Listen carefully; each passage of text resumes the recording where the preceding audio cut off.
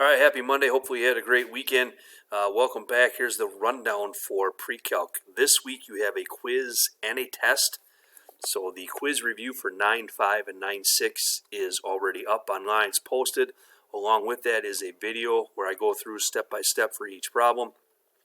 We'll do the same thing for the test review this week as well. So test review is posted along with a video of that. As far as the help sessions here, we will have one on Wednesday and Thursday.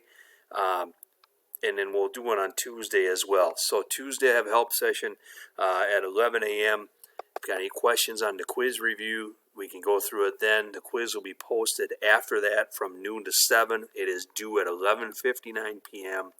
on Tuesday. Wednesday I'll do a help session again, go through any questions for the test and test review, or go through anything, follow-up questions from the quiz.